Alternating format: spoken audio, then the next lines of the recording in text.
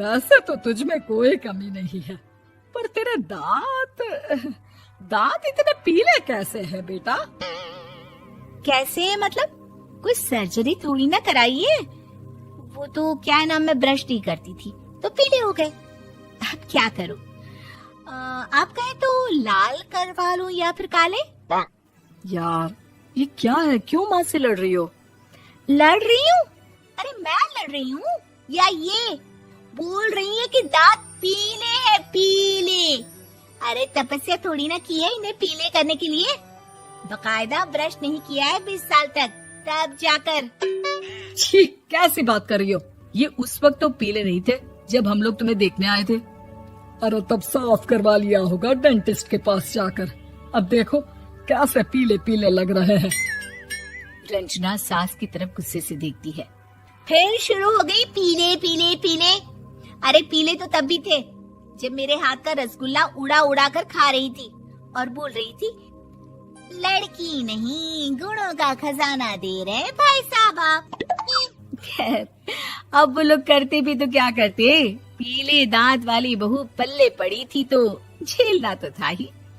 एक दिन कीर्तन में रंजना गाना गा रही थी। अरे कमला बहन, माँ का द्वार है, यहाँ तो सब शुद्ध होकर आते हैं, फिर अपनी बहू को ब्रश भी नहीं करवाती तुम। दूर से पीले पीले दांत भक्ति में बाधा उत्पन्न कर रहे हैं। अरे कोई 2 साल की बच्ची थोड़ी ना लेकर आई हूँ मैं बहू बनाकर। अच्छी खासी लड़की है, अरे कैसे करवाऊं ब्रश? ये तो उसे खुद करना चाहिए ना। अब माँ बाप तो इसके जैसे तैसे निपटा दिए, ये नहीं सोचा कि सास कैसे संभालेगी। सास बहू को लेकर घर आ जाती है, लेकिन सोच लेती है कि अब इसे लेकर कहीं नहीं जाएगी। अगले रोज बहू कहती है, अरे क्या हो गया, मंदिर नहीं जाना क्या? कीर्तन का वक्त हो रहा है। मेरी मधुर वाणी से कान्हा जी जागते हैं और सोते हैं। आप तो जानती है ना उनकी भक्ति में कितना मन लगता है मेरा। वो क्या है ना, तबीयत ठीक नहीं लग रही है मेरी, आराम करूंगी मैं। तबीयत ठीक नहीं लग रही? अभी तो मिथुन के गाने पर नाच रही थी आप, और अब बोल रही है कि तबीयत ठीक नहीं लग रही। अरे भक्ति में मन लगा लो सासू माँ, ऊपर जाना है, क्या मुंह दिखाओगी आप? हाँ? सास को बहू की बात पर गुस्सा आ जाता है। मैं क्या मुंह दिखाऊंगी, इसकी चिंता तो ना कर, समझी? अपने मुंह की चिंता कर, जो ये पीले पीले दांत लेकर हर जगह पहुंच जाती है। पता है लोग कितना मजाक बनाते हैं। ना जी ना, मैं नहीं जाना कहीं तेरे साथ। तो ये बात है, कोई ना, मत जाओ, मैं अपने कमरे में ही बैठकर भक्ति कर लूंगी। ऊपर वाला दांत थोड़ी ना देखता है, मन देखता है, भावना देखता है। और अरे बस बस, तू सब कुछ दिखा, बस ये सफेद चमकदार दांत ना दिखाना किसी को, है? जा यहाँ से। बहू को सास की बात का कोई फर्क नहीं पड़ता, वो तो जैसी थी वैसी ही रह जाती है। सुबह नहाकर किचन में खाना बनाना, फिर खाना खाना, कीर्तन भजन करना और सो जाना। एक दिन, माँ जी मैं सहेली के घर जा रही हूँ, शाम को लेट आऊंगी। हाँ हाँ तो जाना, मैंने कौन सा तेरी आरती करनी है घर पर बैठकर। रंजना सहेली के घर जाती है, जहाँ वो पार्टी में जाने की तैयारी कर रही होती है। अरे शिखा, कहाँ जाने की तैयारी कर रही है? मैं गलत वक्त पर आ गई क्या? अरे नहीं यार, उल्टा सही वक्त पर आ गया। मैंने ये साड़ी और ज्वेलरी निकाली है यार, शाम को इनके ऑफिस की एक पार्टी में जाना है। बताना कैसा लग रहा है ये सब? नहीं यार, इस ड्रेस के साथ तो वो वाली ज्वेलरी अच्छी लगेगी। हाँ हाँ सही बोल रही है, मैंने ध्यान ही नहीं दिया। वैसे तो हमेशा से मस्त फैशन सेंस रखती है। तो बड़ा जाती होगी ना पति के साथ पार्टी में। रंजना कुछ नहीं बोलती, बस सोचती है कि यार काश ये बात सही हो जाती, पर मैं क्यों नहीं जाती पार्टी में? क्या इन लोगों की कोई पार्टी होती नहीं होगी?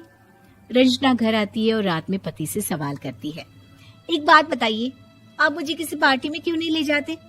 क्या आपके यहाँ ऑफिस में पार्टी नहीं होती? पति बेचारा क्या कहता कि दांत पीले हैं तुम्हारे इसलिए। अरे कोई पार्टी होती नहीं हम लोगों के ऑफिस में, तो कहाँ से लेकर जाऊं? और मार्केट, मॉल, कहीं वीकेंड घूमना, कहीं तो। अरे यार सारे हफ्ते में एक छुट्टी मिलती है, तो सोचता हूँ कि आराम ही कर लूं। क्यों? रंजना मन मार के रह जाती है। पहले कभी सास के साथ मंदिर जाया करती थी, लेकिन वो भी सास ने ले जाना बंद कर दिया। घर बैठी बैठी रंजना बोर हो जाती है। तभी उसे आइडिया आता है और वो मायके जाने का सोचती है। सासू माँ, 2 दिनों के लिए मम्मी के घर जा रही हूँ। अच्छा ठीक है, आराम से जा। और हाँ, माँ से कुछ अच्छी आदत सीख कर आना कि कैसे शरीर के हर भाग की तरह दांतों की सफाई भी जरूरी होती है, समझी? शुरू हो गई ना आप। वो लोग आपकी तरह नहीं है कि छोटी छोटी बात का बतंगड़ बना दे। उन लोगों के लिए मैं मायने रखती हूँ, ना कि मेरे पीले पीले दांत। रंजना माँ को बिना बताए उन लोगों को सरप्राइज देती है, लेकिन जैसे ही वो दरवाजे पर पहुँचती है, अंदर देखती है कि घर वाले कहीं जा रहे होते हैं। अब माँ, काश रंजना दीदी के दांतों वाली प्रॉब्लम नहीं होती तो वो भी हम लोगों के साथ चलती ना बुआ जी की बेटी की शादी में। हाँ बेटा, लेकिन अब उसे कौन समझाए कि उसको उसके पीले दांत नहीं दिखते, लेकिन उसके आसपास के लोगों को कितना एम्बैरेसिंग फील कराते हैं। मुझे तो कितनी बार उसके स्कूल की टीचर ने शिकायत की कि उसके साथ कोई लड़के बैठना भी नहीं चाहती और ना ही कॉलेज में कोई उससे बात करना चाहता था, लेकिन पता नहीं क्यों उसे ये बात समझ में ही नहीं आती। कोई कमी नहीं है उस लड़की में, बस यही कि दांत पीले हैं। वो तो भला हो जीजा जी और उनकी माँ का, जो दीदी को जैसी है वैसे ही रखा हुआ है। रंजना को अपने घर वालों की बात सुनकर बहुत दुख होता है। वो सोचती है कि वो क्या करे, लेकिन फिर वो सीधा डेंटिस्ट के पास जाती है, अपने दांत चमकाती है और कसम खाती है कि वो रोज ब्रश करेगी। अरे क्या हो गया? तुम तो 2 दिनों के लिए गई थी ना, पर कोई ना, अच्छा है, चलो आ गई तो। रंजना सास के सामने आकर खड़ी हो जाती है और पूरी स्माइल करती है, उसके चमकदार दांतों को दिखाती हुई। हैं? चले मंदिर? माँ, मुझे माफ कर दीजिए, मैंने आप लोगों को बहुत